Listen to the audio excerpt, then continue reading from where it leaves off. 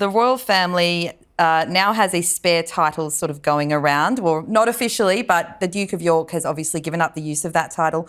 Who do you think, if that is officially relinquished or officially stripped, who do you think would be the next Duke of York or should be the next Duke of York? Well, the obvious answer would be Louis. I mean, once upon a time, you'd have said Harry. As you know, the Duke of York was traditionally the next in line, the spare, rather. So, you have the Prince of Wales and then you have the Duke of York. But, I mean, will anyone want it now? It's kind of sullied, sadly, because it's a title that goes back through history. And the Duke of York was always, the reason we have that nursery around the Grand Old Duke of York, it had 10,000 men, because, it has huge military history attached to it as well.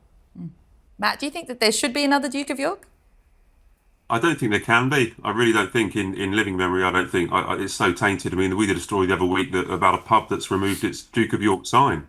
I don't think people want to be associated with Duke of York. It's a really historical title. I mean, Jack just pointed out there about how many years it's been going back, but also the late Queen gave it to Andrew because it was her father's title. It was King George VI had the Duke of York title. So I think we'll be looking for more cities across the UK for more kind of dukedom names. I can't see anyone that is alive at the moment that would even want the Duke of York title. Arthur, do you agree, or do you think Prince Louis should get the title? I think the Duke of York title's finished. Yeah, I don't think we'll probably see it in our lifetimes anyway. I think it's over. Yeah, I think it's just every time someone says I'm the Duke of York, they say, oh yeah, just like the last Duke of York. It would be. I just think it's over. No, I don't think anyone wants it. Certainly been tainted for the time being. Obviously, they'd have known that Virginia's book was coming. I wouldn't be at all surprised if they had an inkling that there was going to be some more material in the Sunday papers. Obviously, we'd already had some huge bombshell emails, including showing that Andrew had been emailing with Epstein, Sarah Ferguson too.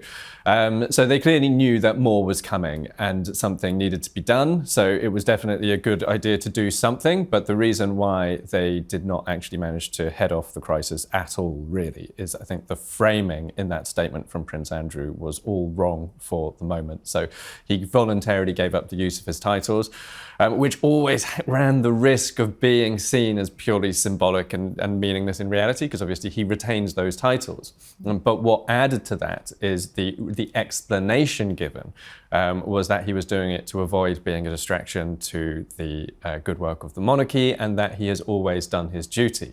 And that is absolutely not how the public see this. The public do not see Andrew as a man who's always done his duty, and they don't see this as about distracting from the monarchy. They see this as being about a woman who is no longer with us, Virginia, who is getting an opportunity to tell her story about 6 odd months after her death. And whose allegations have never properly been tested in court. And what the public wanted to see from Andrew was contrition, was some understanding of the fact that his friendship with Epstein was morally wrong. We now know that he continued contact with Epstein after the point he told Emily Maitlis, that he had flown all the way to New York specifically to break off that friendship.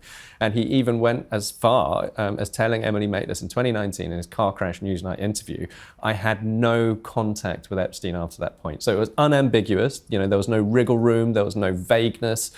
He said he had no contact, and we now know that in February 2011, he sent Epstein an email saying, I'm more worried about how this is affecting you. Don't worry about me. I'm more worried about you. We're in this together.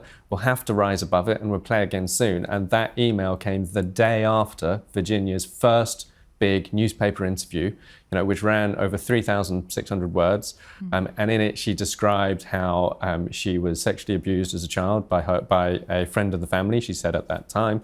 And she had to live homeless from age 11. She had sex with men not for money at that time, but for food.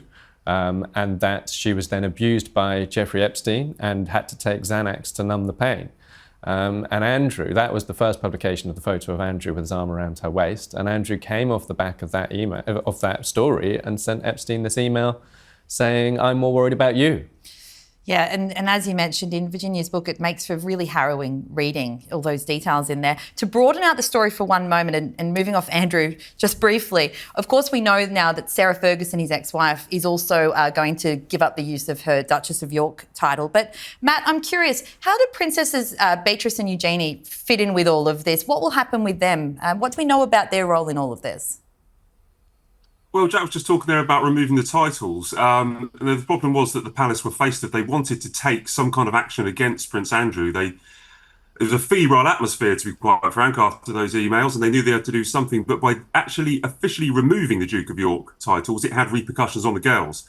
And the feeling, I understand, is that they didn't particularly want to punish Beatrice and Eugenie for sins of their father. So by asking Sarah and Andrew to give up their titles and not use them, then it didn't have implications on them, which I think is kind of fair. They're not to blame in everything that's happened here, but they are inextricably linked. And we have seen Beatrice go into the house. She's come out. She looked quite stressed, to be quite frank, in the photo that we've seen. We know they are a unit. I think Sarah's called them the quad or the squad. They're a group of four, and they're very, very close.